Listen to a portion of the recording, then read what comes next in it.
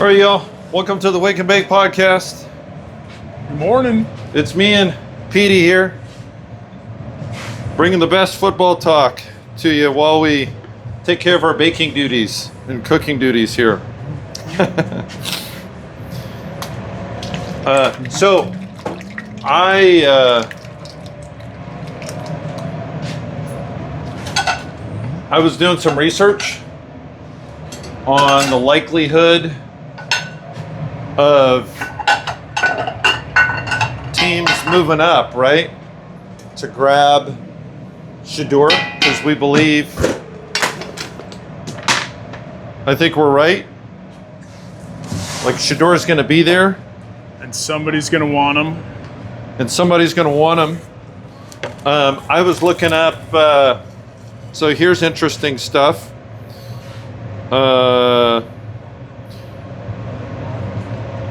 Shedeur Sanders Pro Day team attendance.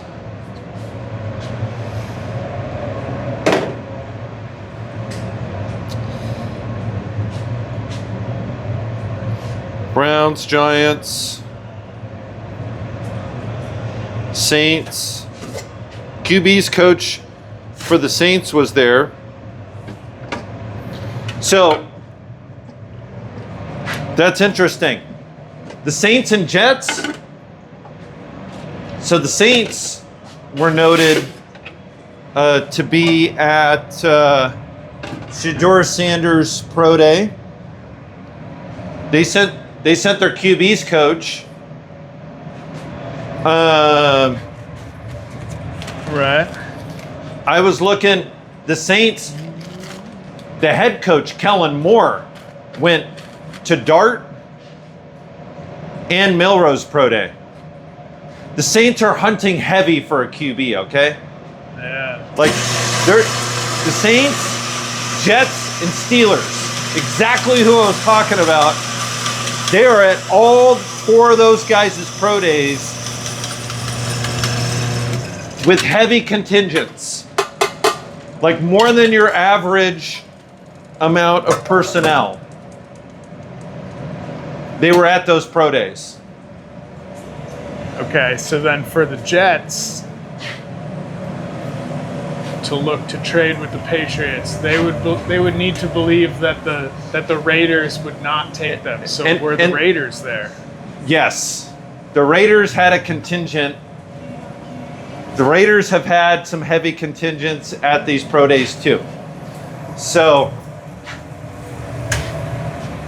not quite as heavy as the Saints and Jets for these three other guys, but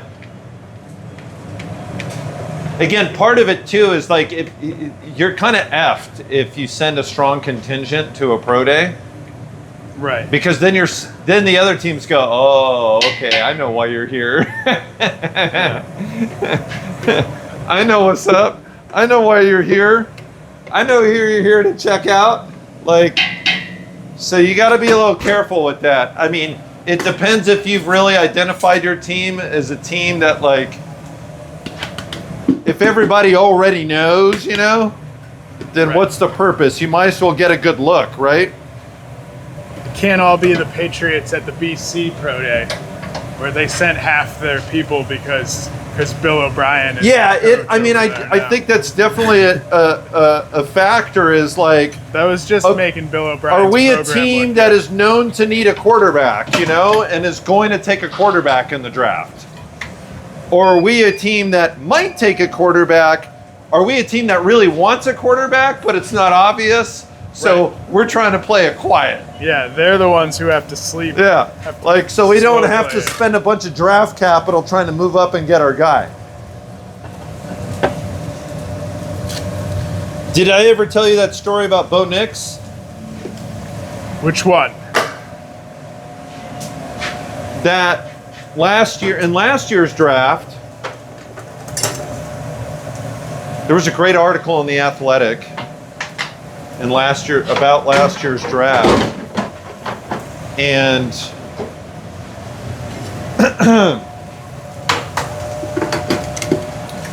Sean Payton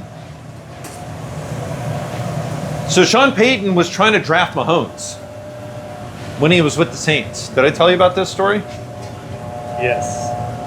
But continue. No, it's a fantastic story, right? So I got to tell for the podcast. If people don't know, back when Mahomes was being drafted, Sean Payton was trying to look for the heir apparent for Drew Brees.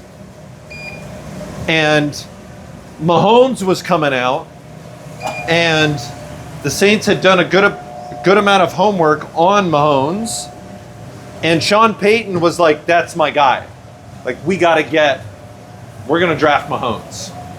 He felt Mahomes was the guy, he knew it, and that's the guy he wanted. And then in the draft, the Chiefs moved up in front of them to grab Mahomes. That's right, yeah. And that was a big deal to him, especially after Mahomes became Mahomes. Like, he started, and Sean Payton was like, damn it, I missed my next generational quarterback for, to take over Drew Brees. Yeah. To retire. Like, I had the guy. To retire into the sunset. Yeah.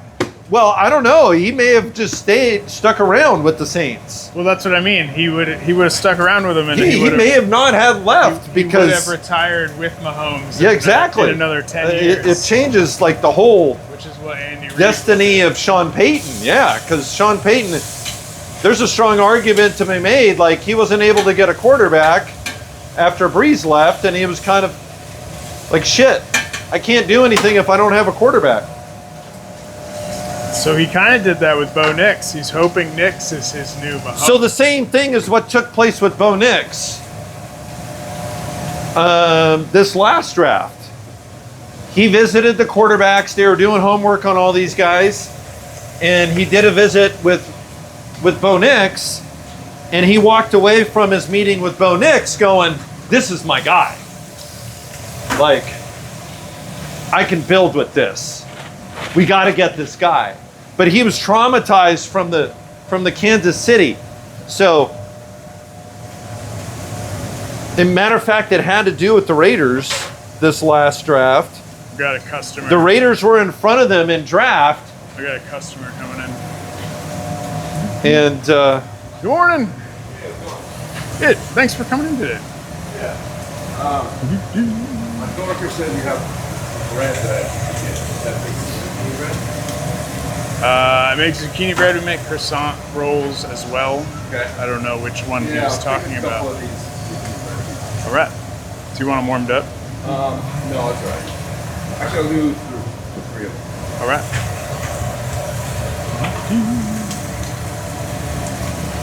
It is. Can you do a pup cup of bread? Yeah.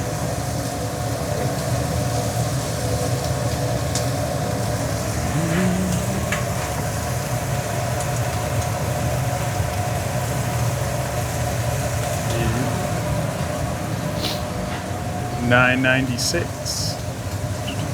Just tap it on that thing right there. Do you want a stamp card? Not Is it around here? Don't live around. You can just open that guy up and grab him out of there. I'll be back with the real.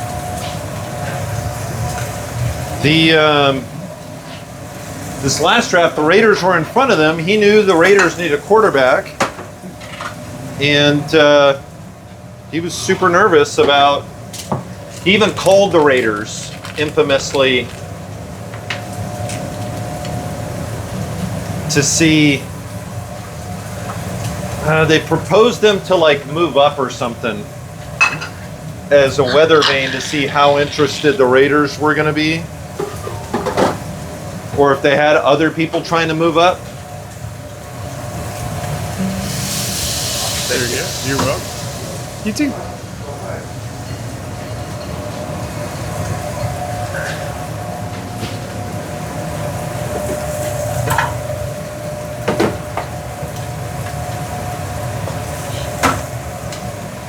So anyway, good story about how these organizations have to go about, if they feel they got their guy,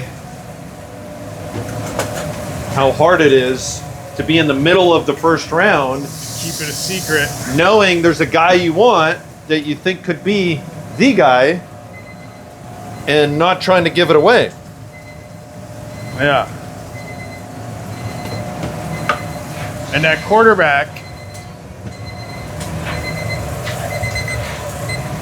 if you truly believe somebody's the next Hall of Fame quarterback, Steelers have been, it doesn't matter who your current quarterback is. You No. want to take him. yeah, Steelers have been hella active.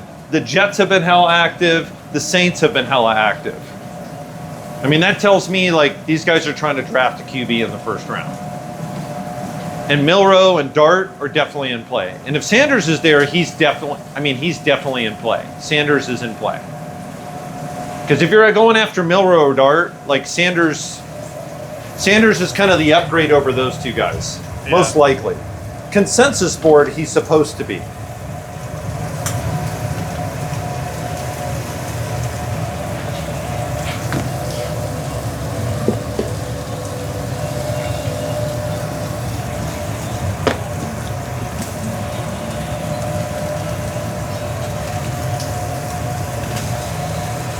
So the Raiders are definitely in play. Other teams know that. Patriots will be getting some calls, dude. I hope so. They can't do this before the draft because they got to see if Shador falls, right? Like, who knows? Maybe the Browns do. And the Browns did send contingents to these quarterbacks.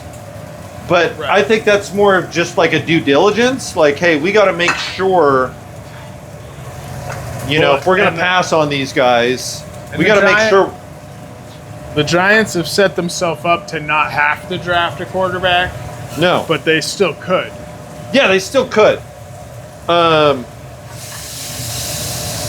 Like they really don't have to, but for them it's an equation of, do we have a high enough grade on this guy?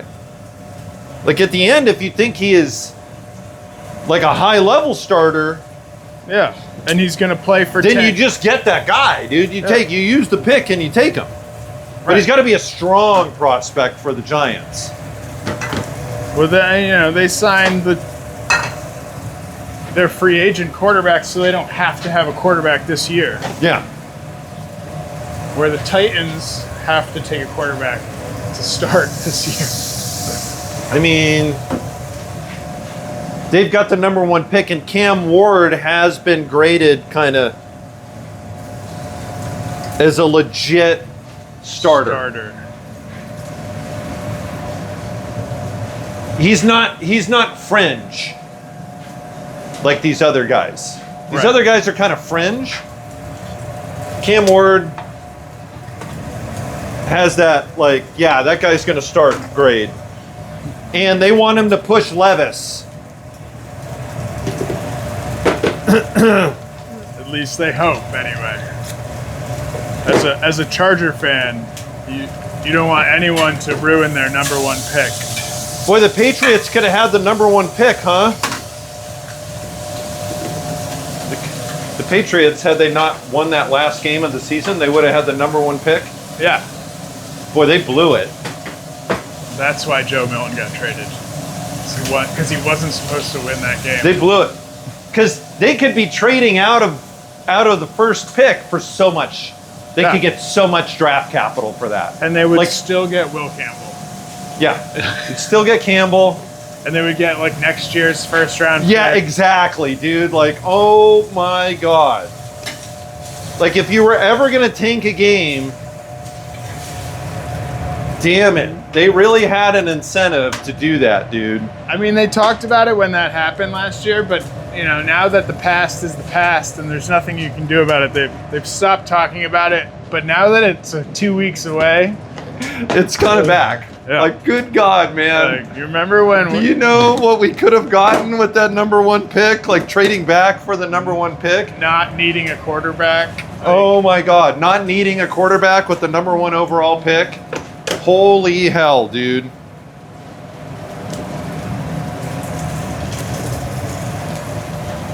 like a couple other future first rounds, another second and third for this year. Like, God. And boy, could they have used it. But, like I said, the past is the past. And they just have the 4th pick. In a draft where there's only 2 blue chip players. Well, I mean, that's the case we're making today, is that there should still be not as a strong a market, but a pretty strong market, because it is the number 2. You got to think of it as the number 2 overall for the QBs. Right. And there's some really desperate teams out there, dude.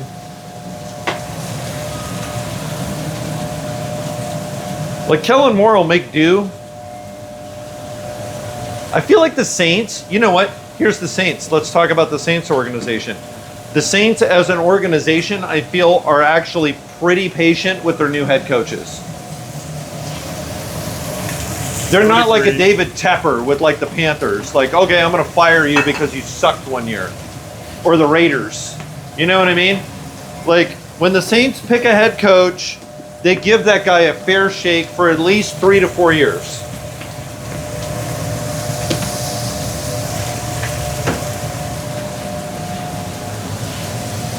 And Kellen Moore's young. He deserves a fair chance. He's a smart dude. I like Kellen Moore. They may have themselves another Sean Payton there.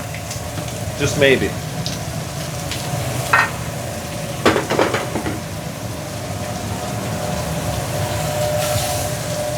So he's looking for that franchise QB. Because Derek Carr is not the long-term solution. Right.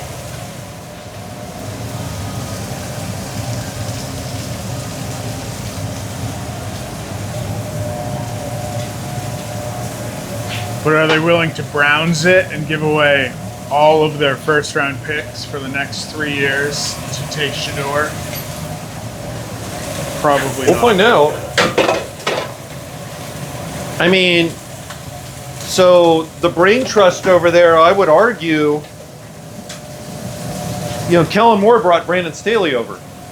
Right. To be the And I think he DC. did that for 2 reasons. A, because Staley hired him as an OC.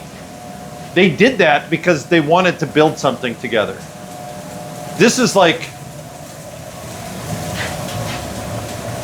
to me, this screams of like version 2.0. Like, okay, now I'm the head coach. But one of the reasons I think he brought Staley in is because Staley has head coach experience. And I think Staley's a student of the game and learned a lot. And he's definitely going to share that knowledge with Kellen Moore.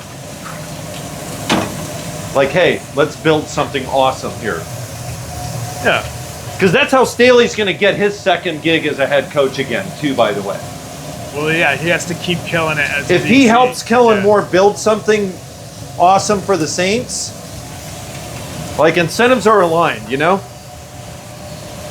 And they're really smart football minds, those 2 guys. Either he's gaming for another head coach position, or he's Josh McDanielsing it, and it will just be a DC forever, which is fine, you know. Yeah, I don't think Staley was a Josh McDaniels. I'm not saying he was, but I'm saying he could just be a coordinator for a really good coordinator for a long time. We'll find out. His defense better perform this year.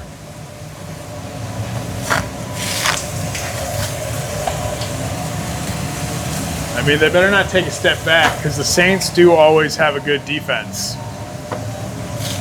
And now with a new coordinator, they better not screw it up. Yeah.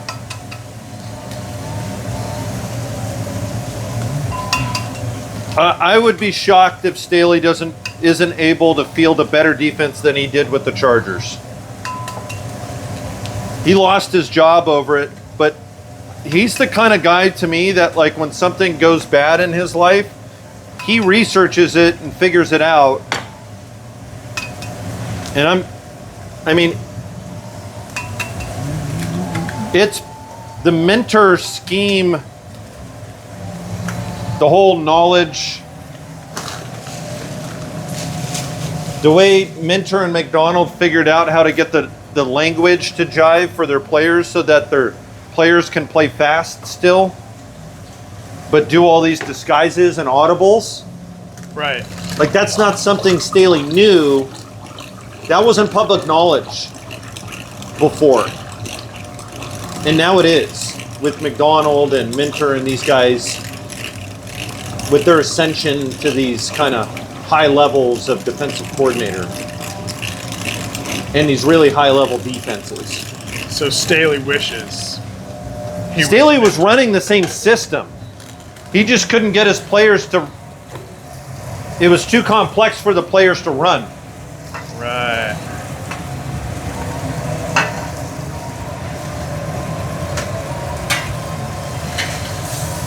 Which is, a lot of people feel, was McDaniel's fall as an OC or as as an offensive head coach, is that without Tom Brady, his system is like too complex. Too complex, yeah. And so even with Brady, they would let a lot of receivers go who were good at on other teams, but they're like, how can that guy not play with Tom Brady? Because they could never pick up the system. They couldn't pick up the system, yeah. So now that's a big talking point for McDaniels right now with a young QB in Drake May, as if he can make his system simpler. Ooh, I could see that. Not so much change the system, but make and young receivers I could see that. outside He's of dealing with a rookie Diggs, QB. and young receivers outside of Diggs that like they have to be able to pick it up, and if they can't, then it doesn't matter what the system is. It was fine under Belichick because I don't think Belichick's mentality ever was like, oh, what, this is too complex for you? Like, shut the F up and just do it. Right. Okay, learn it. Yeah. Get better. Tom's here at 6 a.m. Yeah. Just get here at 6 a.m. with Tom. Yeah. Like, they're not going to allow people to cry about that. You know, but now, I think that's a legitimate concern. So being out of football, McDaniels talked about that. He took a year off and he ended up going and scouting and sitting in with a bunch of other coaches on their practices and their meetings, both at the NFL and college level. And he's like, it was a great help. I got to see how other coaches ran meetings, how other coaches coached quarterbacks who weren't Bill Belichick or myself. Yeah.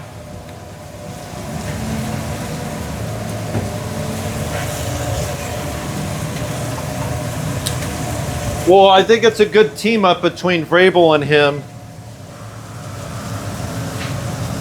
Vrabel can set the culture and the systems and the accountability. McDaniels can focus on the X's and O's. Yeah.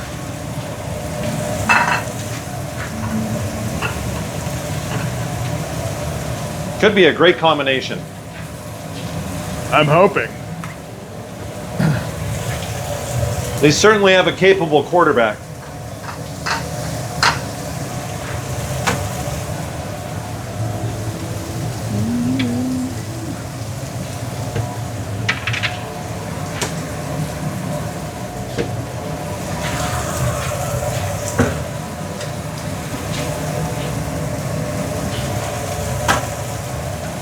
And then this week is when they can start some optional team activities. Yeah, OTAs like start. Dude, the Raiders started this week. They can't really do anything football like physical yet. They can Chargers they can only like talk and have meetings. The Chargers start in it's voluntary OTAs. The Chargers start on the 21st. Patriots started this last Monday, but yeah, like I said, they can't really do much. Did the Patriots start this week too? They did. They started Monday. I think new head coaches get like an extra week. Get to go earlier. It would make sense. Maybe that's The it. Chargers got it last year. I know that. They got to start a week early. But I know mostly it's just all the coaches trying to get on the same page, and then I mean, it makes sense. meeting with the team. It makes sense to give a new head coach an extra week, Yeah. like at a minimum. Good morning. Thanks for coming in today. You looking for coffee, food, both? Right.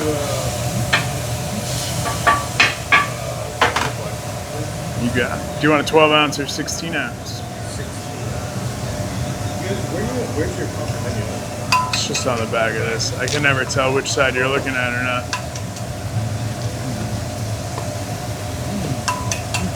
Maybe a pour over actually. Yep.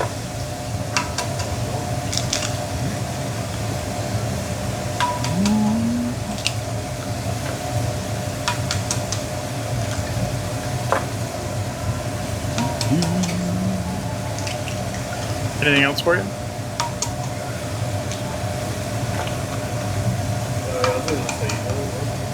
All right. And what's your name?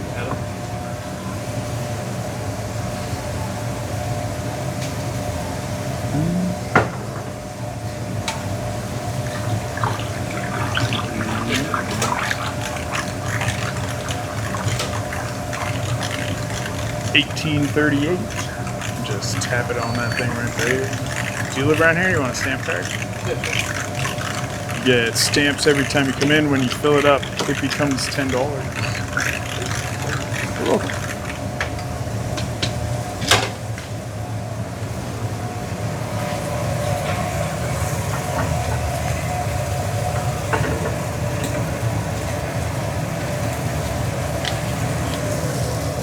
Yeah. Do you want ice?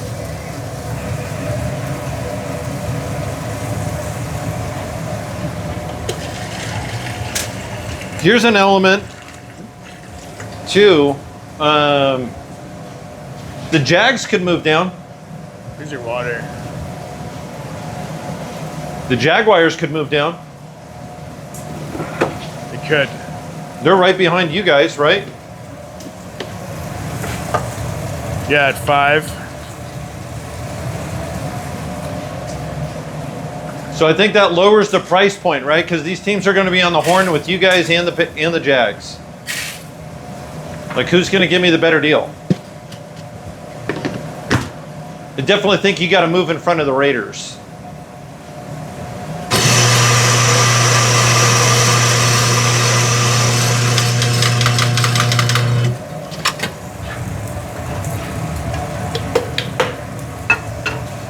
A lot of the mock drafts have the Raiders taking Genty.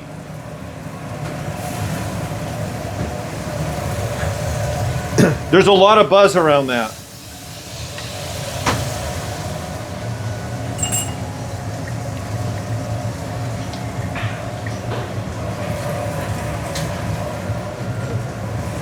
There is. The writers like that one. It's not.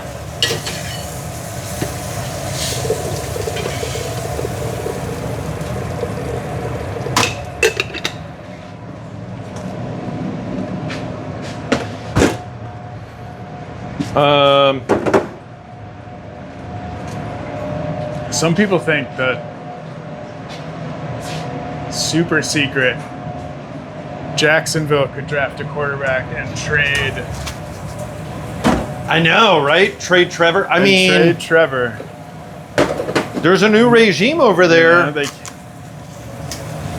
know, Now didn't they just pay Trevor? doesn't Didn't they matter. sign, didn't they sign him last year? I agree. He didn't have a great season. It doesn't matter if you're already paid. If you're a starting quarterback, you know. Trevor is Get one of those guys that it's not that he's unquestionably the guy. Yeah.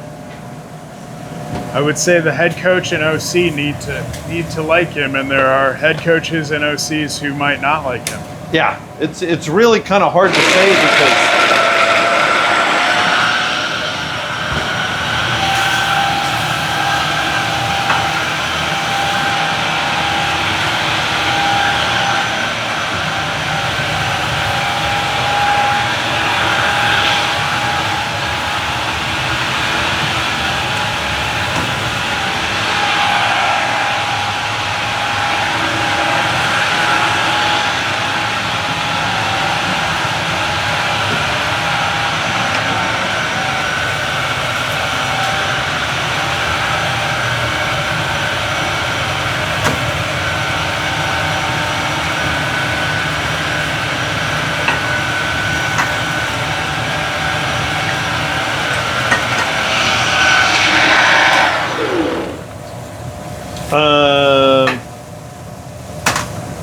would it shock me if the Jags, with their new head coach, drafted a QB high to add pressure behind Trevor? It wouldn't shock me. That's what I'm saying. Yeah, it really wouldn't shock me. So we wouldn't take them off the board of possible. It really wouldn't shock me.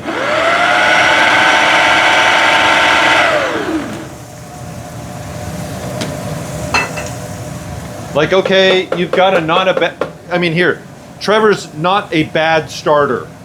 He's definitely shown flashes of high-level play at this point. But has he been so good that it's unquestioned? No. Drake May's a lot stronger. Like, you feel after his year, it's like, yeah, that's the fucking guy. Well, he's also younger, so he's like, I feel like You got to give him time to show it too. You've seen Lawrence. He is what he is at this point. But Lawrence has been out there for, what's it, 3-4 years? Like, and he still like, the fact that that's a question kind of says everything. He can certainly still go up some more, but Yeah, he could have a good year this year. his ceiling is you still kind of see the ceiling at this point, where Drake May, you probably haven't even seen the ceiling yet, any of those first or second year quarterbacks. No. I mean, year 3 and 4 is when you usually, that's what, like, you know what you have by then. You know? Yeah.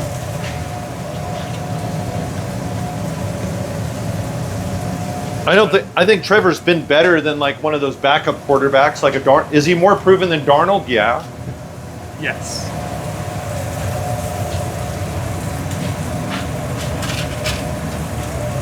But that's why it wouldn't shock me if they took a quarterback. But I mean, the mentality now with quarterbacks and teams not having, like, I just feel like the Falcons have kind of shifted the mentality. Like, you know, so what if you look stupid? Like, you can't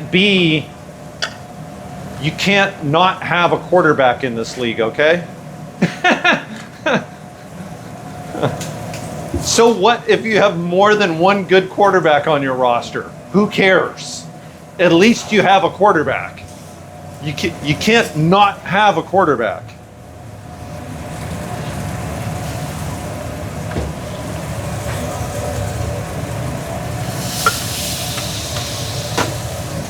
It would be a bit of a Falcons move by the Jags, but again, the Falcons don't look stupid now. They look smart. And Acai Nobody's calling the Falcons stupid now.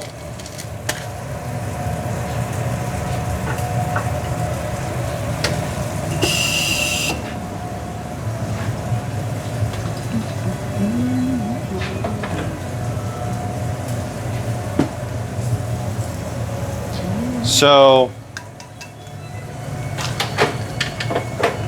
yeah, that's going to be some entertainment right there.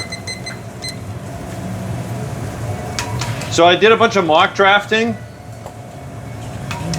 I paid for so PFF is the mock drafting platform I like to use, because they run a consensus big board. Right. And then you got all like the PFF scores, which PFF scores aren't everything, but something. Yeah. The tape matters too. PFF is stat driven, which is, you know, at the end of the day, it shows a player's productivity. They're just running the analytics. It's analytics driven, you know. Yeah. It shows a player's potential. Like, a player usually doesn't have those stats for no reason. It shows that they're capable of generating production.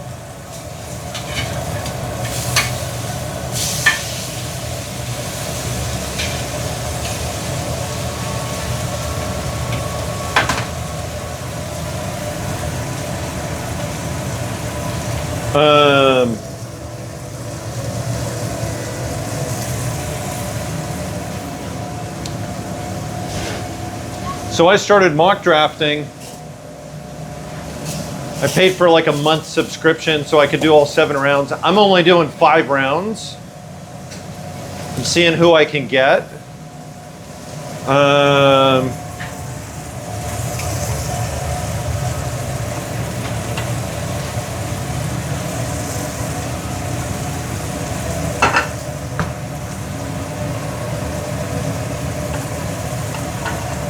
I think it's well known the defensive interior class is extremely deep.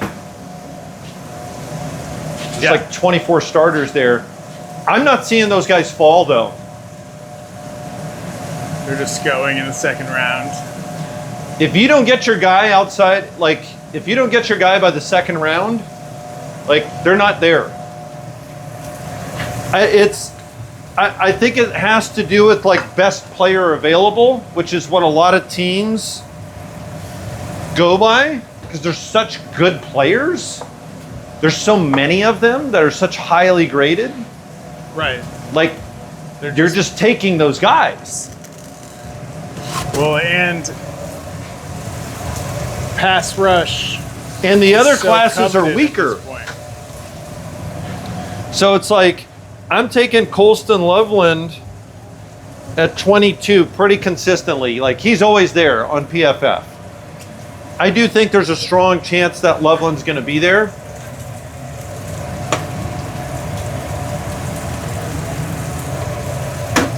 I definitely don't see the Chargers moving up. When I play around with like trying to move up in the first round, it's so Accepting expensive. a trade. Yeah. It's so expensive. I mean, you're talking about your second, third, fourth, like, dude, just to move up like 5 spots in the first round. It's insane expensive. The Chargers have a bunch of 6th round compensatory picks, and those are worthless to move up in the first round. They're worthless to move up in the 2nd round, 3rd round, 4th round. Like, they barely become worth something in the 4th round. It's really the round before is where you actually get some value. So it's like if you wanted to move up in the 1st round, you're going to have to throw in your 2nd round pick, and that'll move the needle. You'll get some actual credit for that. Right. But your 3rd round is barely worth anything. But that's your 2nd round pick to move up like In the 1st round. 5 to 10 spots. Yeah, and you're talking just like 5 to 10. Dude, you're talking 5 spots. Like you're trading your 1st round just to move up to 5 spots. They're going to get your 1st round. Plus you're going to throw in your 2nd and maybe a 3rd. And that's kind of the way it works, like all the way down the line. Yeah. So if you want to move up in the 3rd round, it's going to cost you your 3rd, your 4th, and maybe a 5th. Which makes your draft really quick. So, you just So don't have any that more being picks. said, I mean, I didn't spend too much time mock drafting.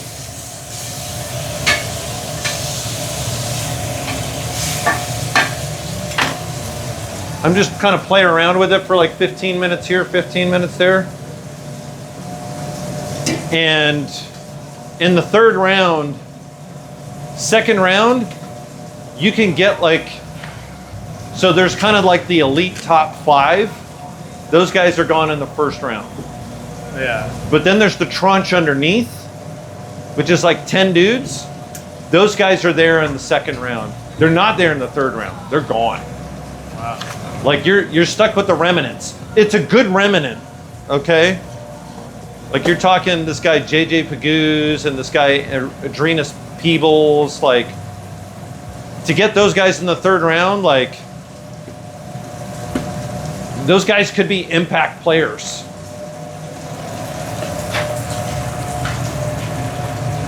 But you don't have a whole bunch of selection. My point is there's like 2 or 3. Versus in round 2, you've got like, hey, you can pick your guy. Take whoever you want. Yeah, you got 10. And yeah, they're not going to be Harmon or like this guy Walter Nolan, but they're not going to be much worse. Like they're just a smidge underneath them. And you get them in the second round. So for me, it's like I'm taking Loveland. Tight ends too. You can get yourself a tight end, but the top tight ends are all gone by the second round.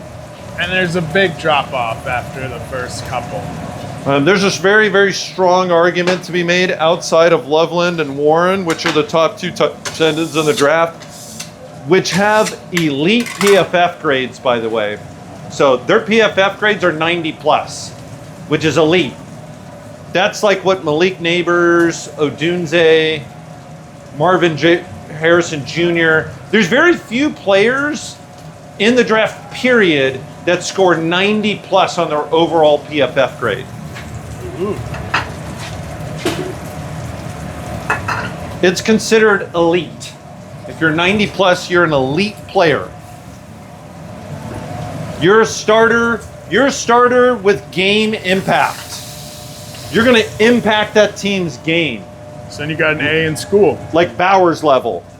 Bowers had a 90 plus on PFF. And I mean, I was critical of, just so the world knows, last year, I was very critical of Bowers. He was kind of, I think he had draft bust potential. I was telling everybody like he might be a draft bust. Morning.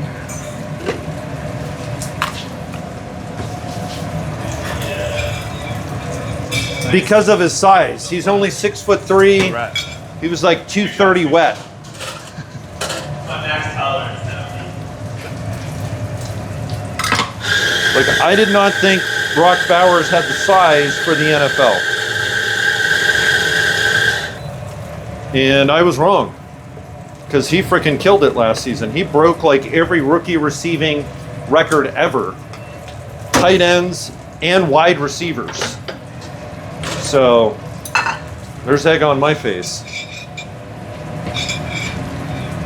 I do. I remember you talking, like, people were kicking around Bowers as a top 5 pick because he did end up going in the top at 10. He slid. Right. He slid to 10. Where did the Raiders take him? So that's what I'm saying. When the Chargers took Alt at what, 3? There was talk that they could take Bowers, and you were gonna be pissed. Bowers got taken 13th overall. But yeah, he was supposed to, I mean, they were talking about him in like, yeah, the top 10 for sure. The fact that he slid out of the top 10 was kind of like, whoa. But it's because first-round tight ends do not have a good track record.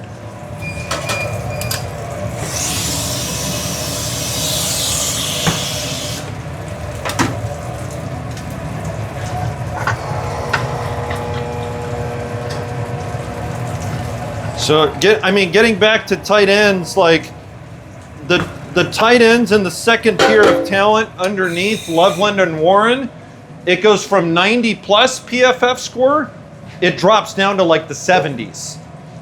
Which 70s is still good, but it's not great. That's a significant jump.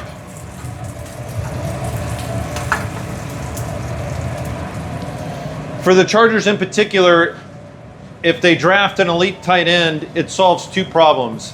One of their biggest problems is they don't have a serious pass catching target outside of Ladd McConkey.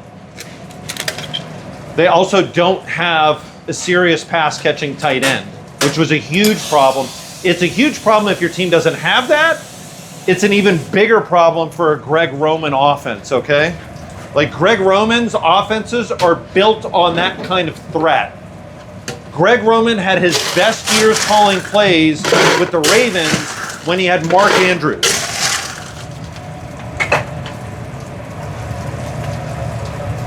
Like that's when Greg Roman looked really good. He had Mark Andrews. He made Mark Andrews and Mark Andrews made him. When he didn't have that, his offense looks like shit. But that was also why there was chatter about Bowers going to the Chargers that early. They needed it last year, exactly.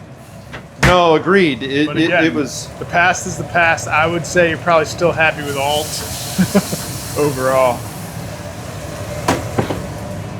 I mean, they made the right decision. Yeah, for sure.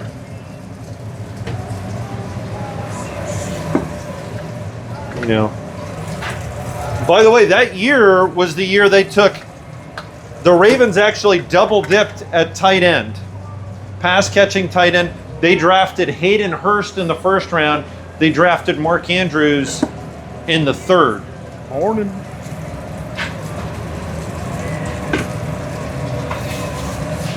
Coffee? What? It's just a big box. I don't know. But it's so that I could sell half a dozen rolls to somebody. Oh. Yeah, coffee.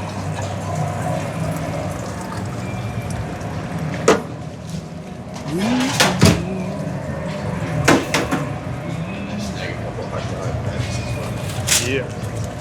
Got it.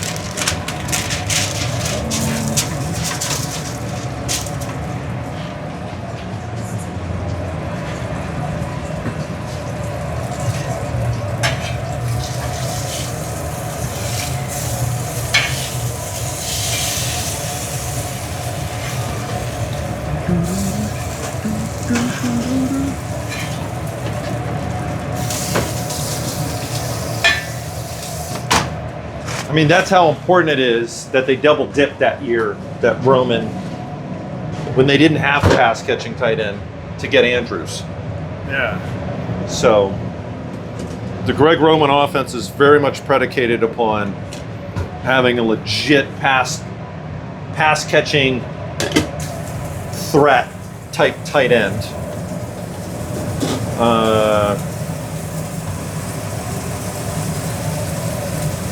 Hurst wound up on the team last year, and he was injured the whole season. We got like one game out of him. Is that really all it was? Yeah, one. Like one, I'm pretty sure. He got hurt on like the first game or second game. It was a great catch. He made a great catch. That sucks. But he literally didn't come back the rest of the year.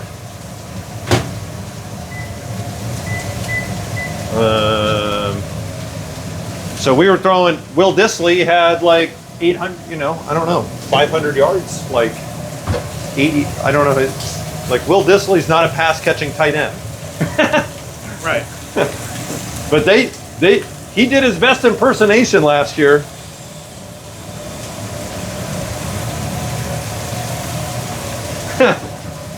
They threw him the ball anyway.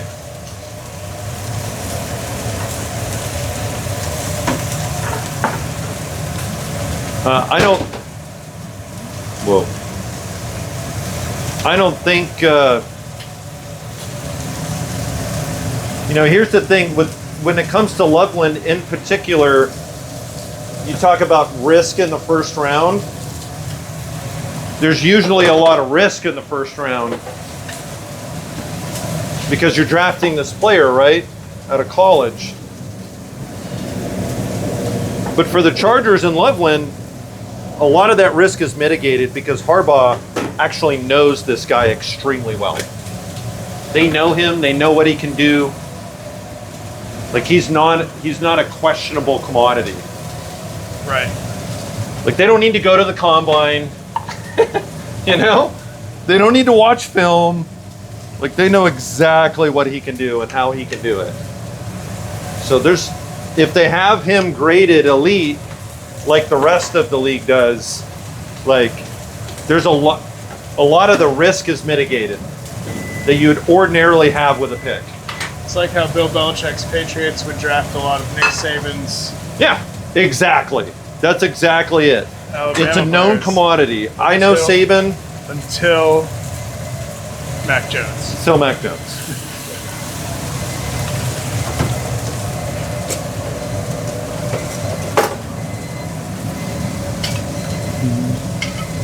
Yeah, Mac Jones just kind of screwed Bill Belichick's whole career. That was it. Yeah.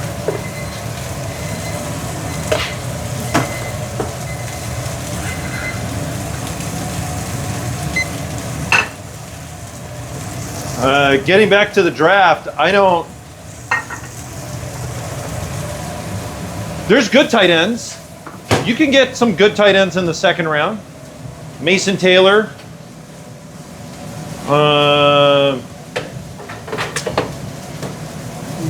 Ferguson from Oregon.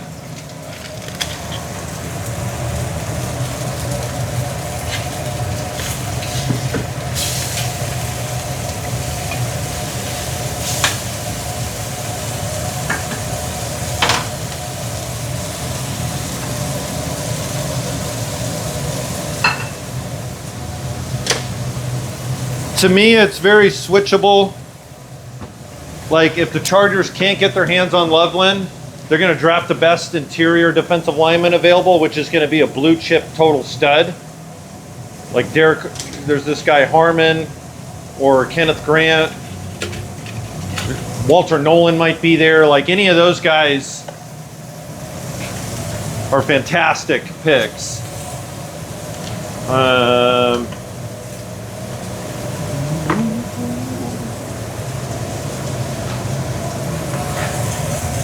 You can never have too many defensive linemen. No, you're going to get an awesome defensive lineman in the first at 22. And then I was originally very high on like going offensive line, and I still love Zabel, but those interior defensive linemen, because so many of them go in the second round, in the first and second round, they push a lot of good players into the third round. Right. A lot of interior O linemen end up in the third round. So I'm getting like the pick of picks in the third round on interior O line. Outside of Zabel. Zabel will be gone, but the tier underneath him is not very far PFF score wise. It's a negligible difference. There's a lot of 80 graded players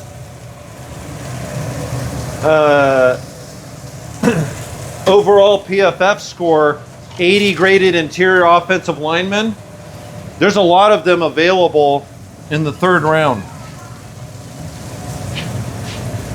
which for me is great, because to me the three areas of the biggest need for the Chargers: interior O-line, interior defensive line because we lost Poona Ford, and pass catching threat, aka wide receiver / tight end. Which the decent wideouts will also get bumped to the third and fourth round for the same reason. Yeah. I mean, the thing is, you can get in the second round. There's going to be some decent wideouts there. There's going to be some decent running. There's going to be some really good running backs there in the second round, but Which the Chargers also need. to me, you got to solve the O-line problem first. And we signed Najee Harris. Like we didn't sign Najee Harris not to run that guy. I forgot about Najee. Yeah. Like we don't need to draft a running back. Yeah. Najee's Right. going to get all 3 touches probably. That guy doesn't come out of the game. I mean, the whole point Najee signed with us is because the Chargers were probably like, look, we're trying to assemble one of the most elite O-lines in the league. Like, and we're going to ram it down teams' throats. You want us to do that? Like, you want us to help do that? Okay, let's do that. Najee's like, absolutely. Like the Steelers of old.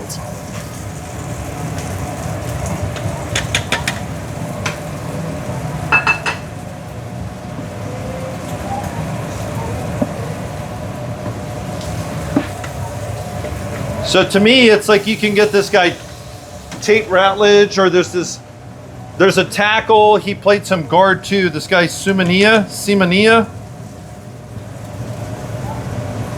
They're both there every time in the 3rd round. Easy peasy.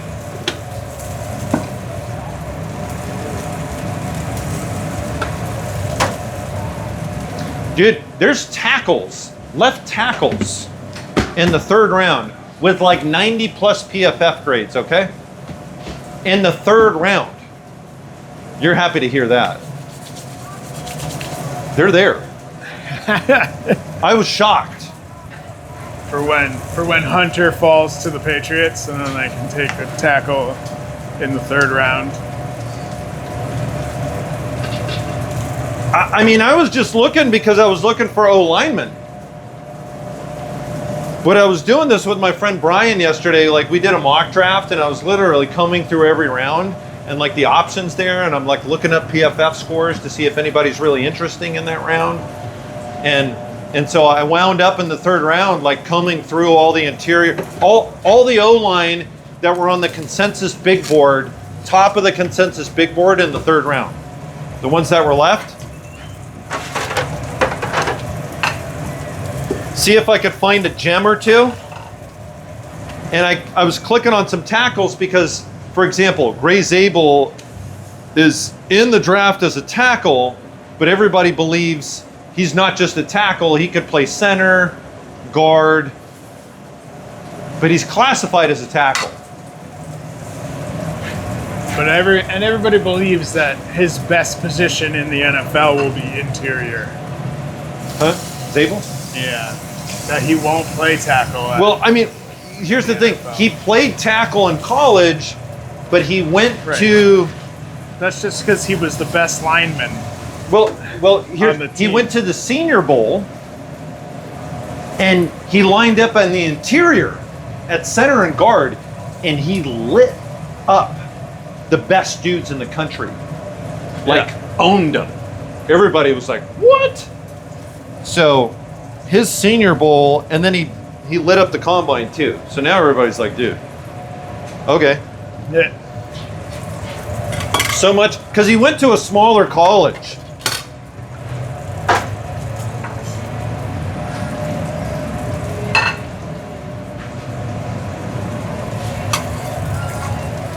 But he owned the top defensive interior lineman at the Senior Bowl. Like, not a one. Like, not one got the best of him. Like, not one. It was just like... So teams were blown away by that.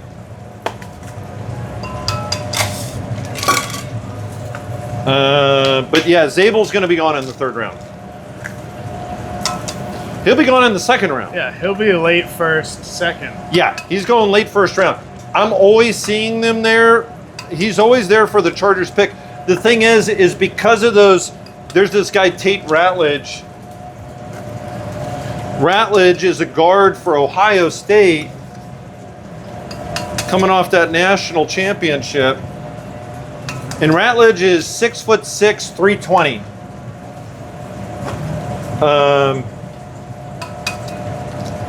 He's got the stats to match it. Elite level stats, super high grade on PFF. I don't know if he's 90, but he's really close. feel like he was high 80s on his overall PFF grade. Here's the thing, usually there's kind of like scheme specific. He had high grades in literally every pass blocking, run blocking, zone, gap concept, you name it. Like he was not elite, but extremely high level. And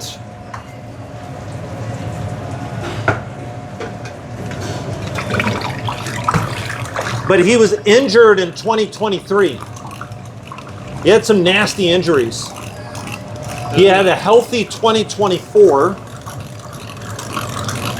and he dominated, but they were serious injuries that he overcame. So it's kind of one of those things. It's like, okay, you had a healthy, yeah, you had a healthy season, but this guy's got some wear and tear on him, even before he gets to the NFL. You know? Yeah. Good morning. All right. It is kind of sweet. Yes. I can go down on the honey or take it out entirely. If you normally only put a little sugar in your coffee or no sugar. Okay. Do you want a 12 ounce or 16 ounce?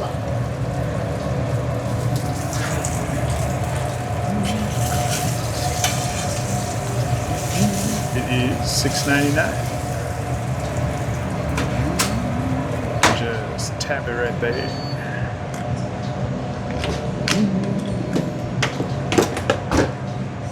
Here we go. Oh yeah. Oh wow. We got an hour. Yeah.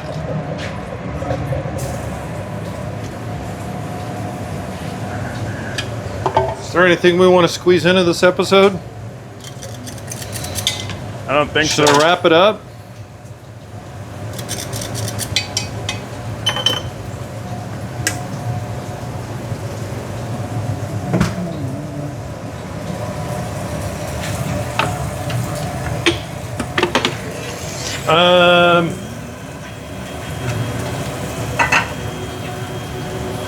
So that's the third round. You can get yourself to pretty elite interior O lineman in the third round. There's some great O linemen, period. Tackle, interior, they're all there, dude. Like you're gonna have a starter, a high level starter in the third round. If you spend that pick on an O lineman, they're there. Because that defensive interior pushes those guys down, I believe.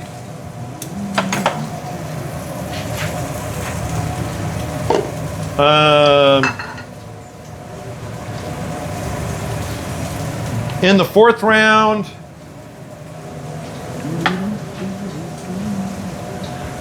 there's a There's your Crave Man No Honey. You're welcome. There's a guy in the fourth round I keep drafting for the Chargers because we kind of need some edge help. We needed a developmental player. With Bosa gone, there's a case to be made that we kind of need an edge. Juli's ready to start. Everybody believes in that. Nobody doubts that. Like, okay, that guy's ready to start.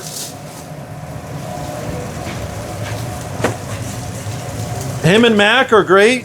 We've got Bud Dupree still. He's no slouch.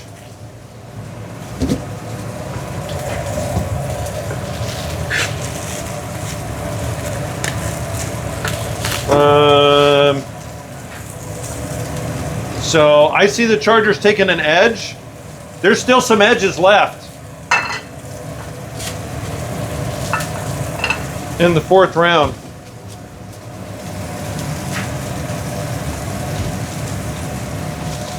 There's this guy from LSU. He's got like an 80 plus PFF score in the fourth round. He's 6'5", 280. 6'6", 280. He's basically Joey Bosa. He's massive, yeah. Yeah, that's a big dude. He's Joey Bosa, but not as good. Like Bosa was a first rounder for a reason, okay? So he's a little Hey, if he can play 14 games a year, he's better. But he played all of his games, dude. He played all of his games. Poor Joey. God bless his heart, Joey. If Joey plays a full season healthy for the Bills, I'm kind of going to be pissed. Well, I mean, he's probably going to be like that Von Miller type where he only plays, I mean, like, you know, if he's only playing 15 downs a game, then Von Miller, I mean, that's basically what the Bills got, was like, okay, this guy's basically a younger Von Miller yeah, who's due for a healthy season at this point. right. Just like Von. But Vaughn was, they signed Vaughn to like, I don't know, some stupid contract. And they're paying Joey 10 or 12. Oh, wow. I didn't know. I mean, dude, Joey has the ability to put up a Myles Garrett type season. If he's healthy, the whole season, he can play Myles Garrett level. Like he has that in him. Right. If he does that for 12 million, boy, the Bills are going to look good. Oh my God.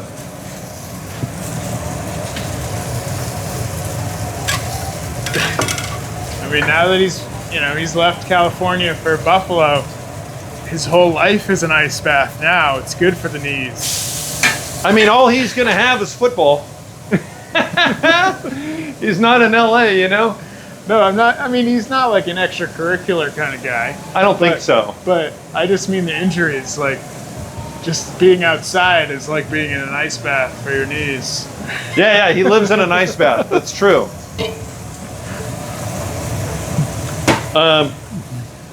So that guy, Savion Jones, I think it's Savion Jones, LSU, defensive end. I was playing around. He's kind of my guy in the 4th round. Like, dude, I want that guy. He's not. He doesn't have the hand nuance, but he's got good motor, and he's got the size.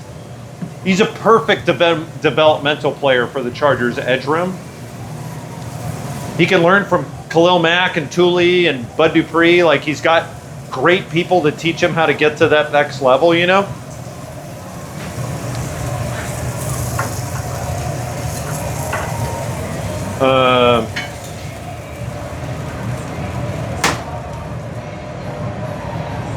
And then my 5th round pick, my 5th round gem is this guy, Dante. Oh man, I'm brain farting on his last name.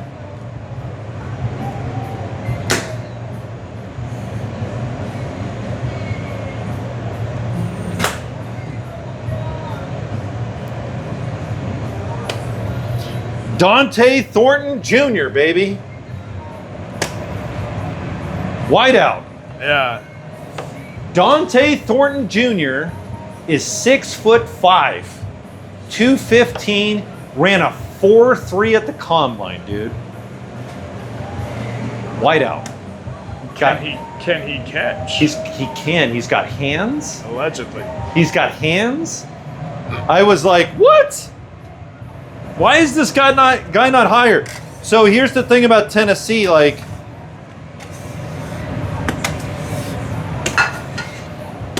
he had to work. So Thornton's story is this: he had to work his way up to a good program via the NIL. He was kind of stuck at podunk colleges, and he lit it up with them. But he finally got to like a good Division I team like Tennessee. He only got to have 1 season with them, though.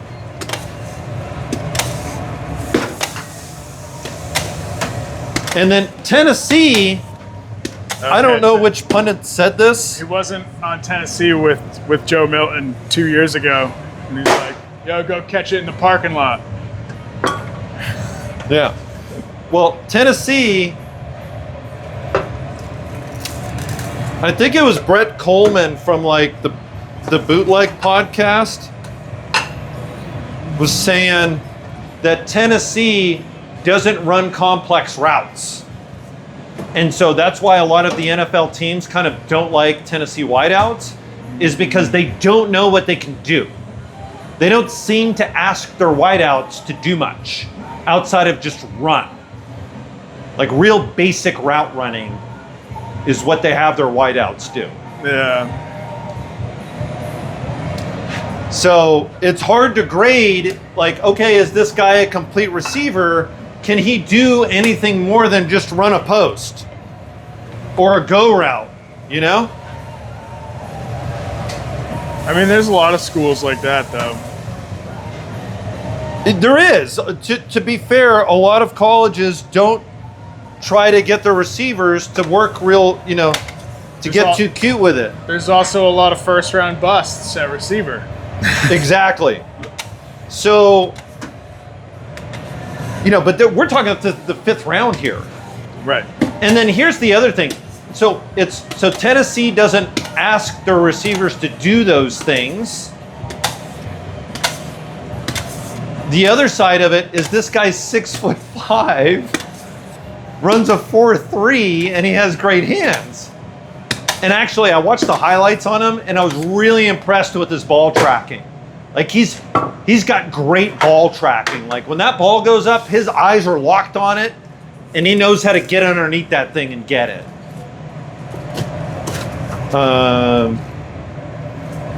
Not to knock on QJ, unlike QJ. So Quentin, so that's a problem for QJ. For the Chargers wideout, Quentin Johnson. Like that's a problem. He doesn't have the greatest ball tracking, but Thornton actually reminded me of Mike Williams with his ball tracking. Mike Williams has fantastic ball tracking. Like when that ball's up in the air and he locks onto it with his eyes, like his eyes do not come off the ball, regardless of what his body's doing. Like he is locked on.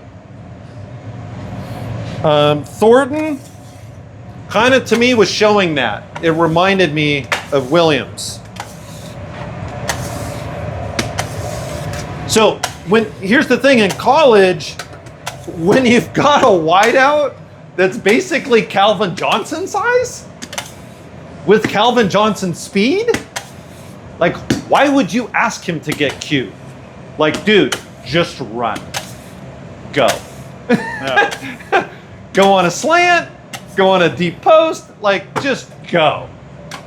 And I mean, he's smoking these cornerbacks.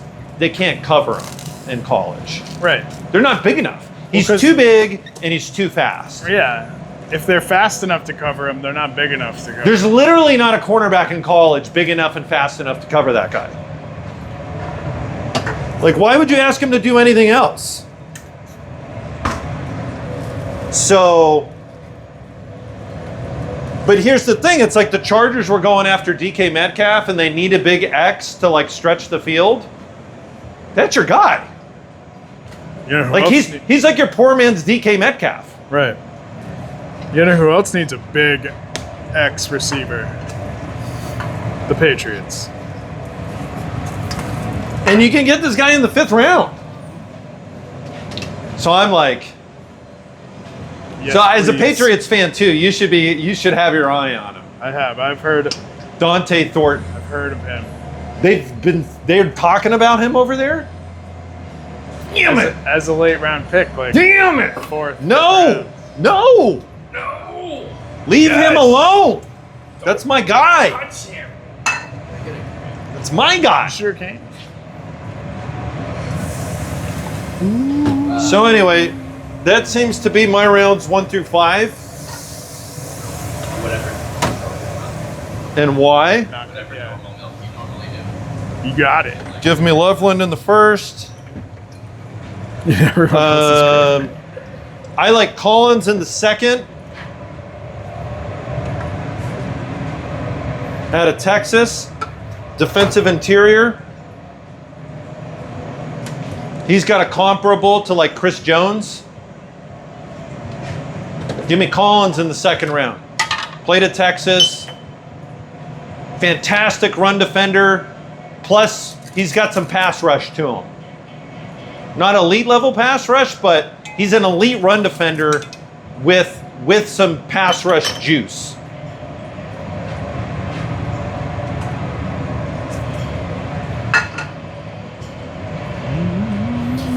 So give me Collins in the second. Give me Ratledge in the third.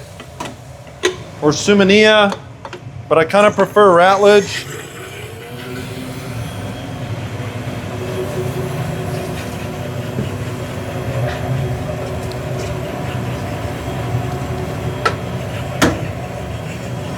Give me Savion, the edge defender in the fourth, and Dante Thornton Jr.